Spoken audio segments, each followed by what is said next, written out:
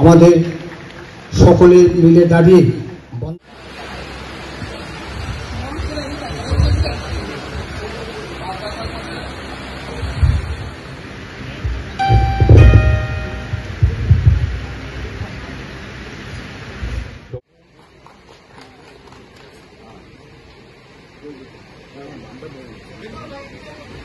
वंदे मातरम वंदे मातरम।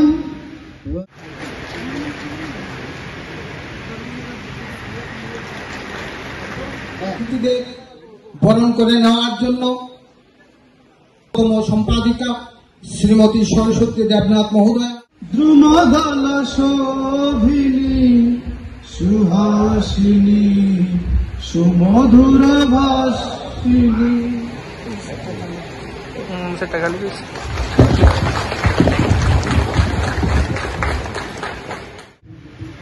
ভারতীয় জনতা পার্টির খোয়াই জেলা কমিটির মাননীয় সভাপতি, সকলের প্রিয় শ্রদ্ধাভাজন শ্রী বিনয়দেব মাহমুদ।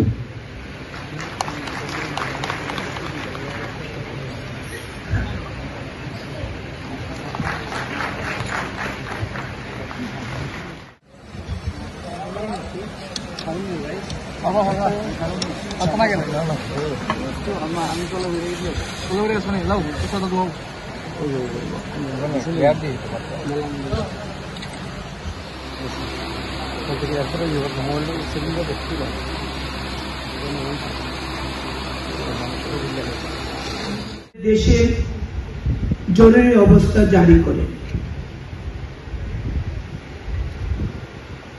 এবং সালটা ছিল 1975 সাল।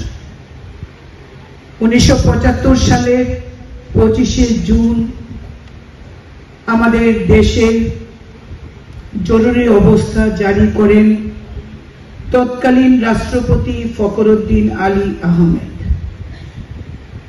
তখন দেশের প্রধানমন্ত্রী ছিলেন ইন্দিরা গান্ধী। সারা দেশব্যাপী ছিল অত্যাচার,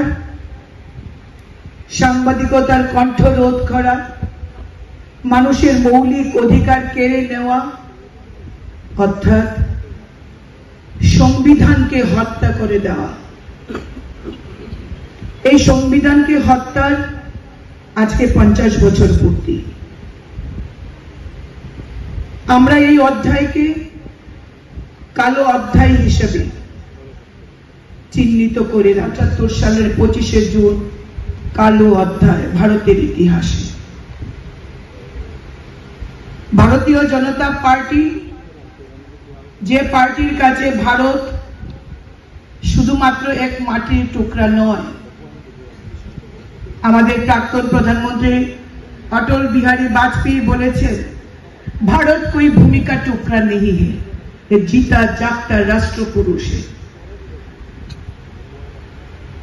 এই ভারতীয় জনতা পার্টি যেখানে ভারতবর্ষকে রাষ্ট্র পুরুষ হিসাবে চিহ্নিত করে, ভারত মা হিসাবে সম্মান করে, আমাদের স্লোগান যেখানে ভারত মাতা কি জয়, আমরা আমাদের প্রত্যেকটি অনুষ্ঠানে যেখানে ভারত মাকে আগে সম্মান দেই, আগে তাকে অর্চনা করি, পূজা করি, সেই অবস্থায় দাঁড়িয়ে ভারতীয় জনতা পার্টি এই ভারতবর্ষের যে কালো অধ্যায়, যে রাষ্ট্রপতি শাসন, যেই প্রোক্লেমেশন অফ ইমার্জেন্সি, জরুরি অবস্থা যে জারি করেছিল ভারতীয় জনতা পার্টি, আজকের দিনেও সেই দিনটিকে স্মরণ করে দেশবাসীর কাছে নিয়ে যেতে চাইছে যে কি অত্যাচারটাই না হয়েছিল ওই দিনে, ওই সময়ে।